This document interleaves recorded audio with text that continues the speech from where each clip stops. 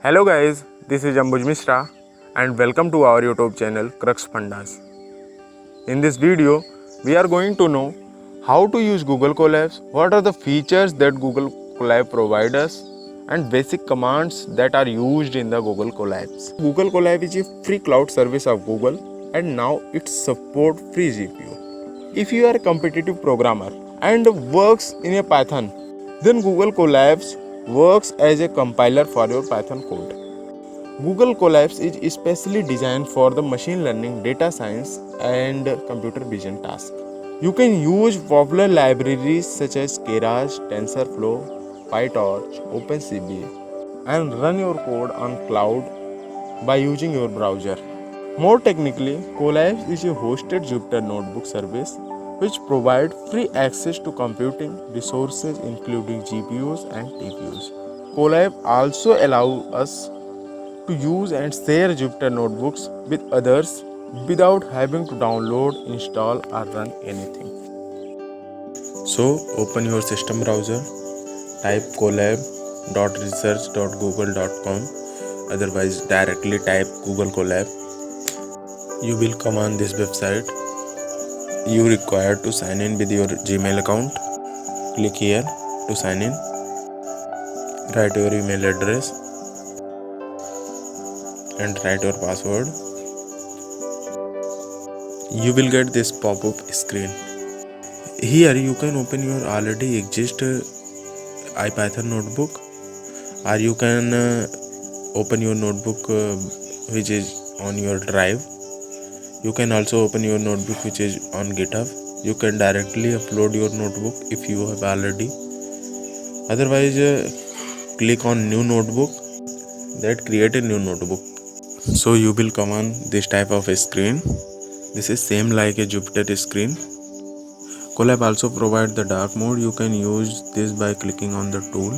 After that, clicking on the setting.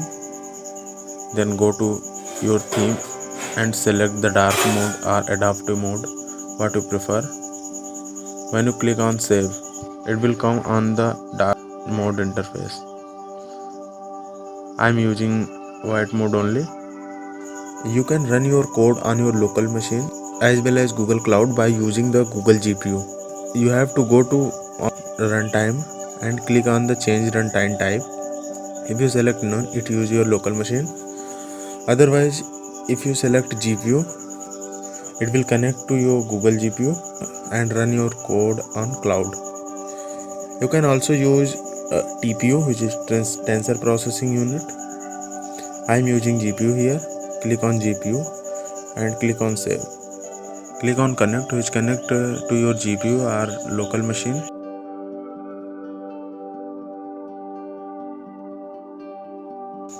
These boxes are known as cell. You can write your Python code here, just like for example x equal 5 and print. To run this, you have to click on here. Otherwise, press shift plus enter. It will run the code. You can go to the next cell by clicking on here, or you can also add a text cell by clicking on text button. When you click on the text cell, it will look like this. You can write a lot of text here. You can change font also. You can give the link. You can insert the image. Means many more things you can do in the text cell. It's like a word platform where you can put your text, image and many more things together. You can also delete the text cell by clicking here. When you click on the code button, one code cell is added. You can write your any Python code in these cells. Just like in Python, I have created two variables x and y, and I want to add those variables. When I have to run this cell, I have to click on here. Otherwise, we have to click on shift plus enter. It will give the result as the 13. So let's see how to connect the Google Drive to our Google Colab notebook, so that I can directly use the folders and data of our drive in our code. To connect your Google Drive, you have to click on this file icon. You can directly click on the mount drive. That will ask your permission and your drive will be mounted. Click on refresh. You will see the drive is mounted. When you open the drive, you will see these type of folders. Okay. To connect your Google Drive by writing the code directly, you have to type from google.colab import drive and drive.mount. You have to give the path where you want to mount content/G drive.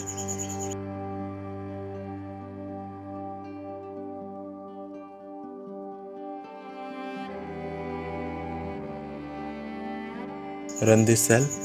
This type of URL will come. You have to click on the URL. It will take a permission from your Gmail.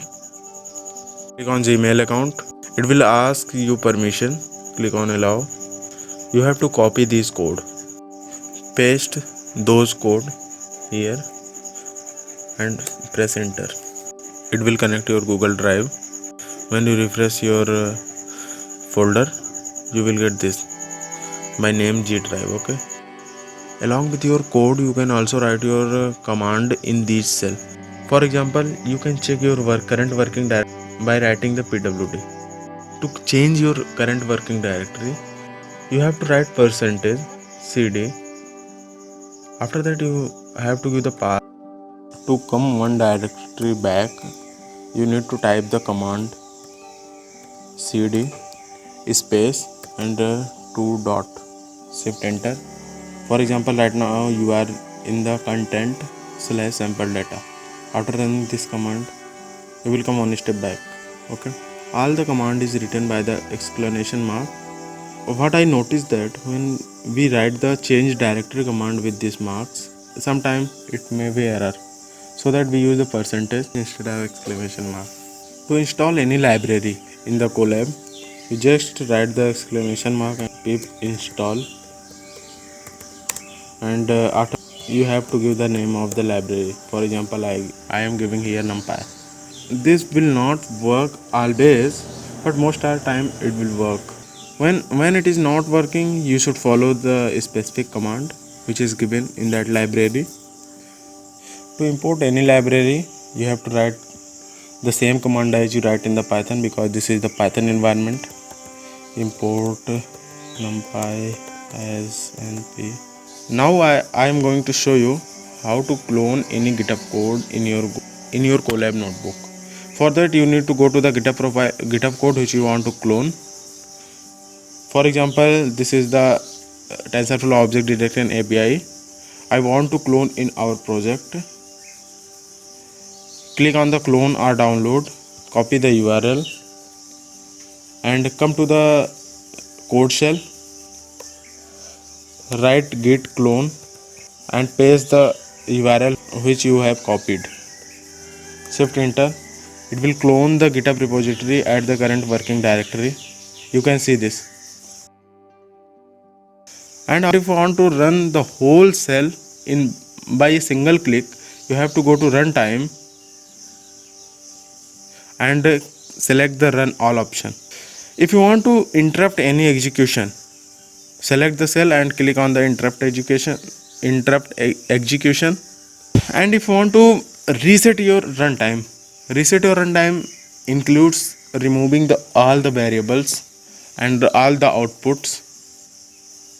You have to go to the runtime and click on the factory reset time.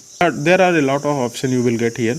You can also share your code with your friends by clicking on the share button. When you click on the share, you will get this type of pop-up. You can directly enter the email ID of your friends. Otherwise, you can directly send the link. That's all for the today. Thank you.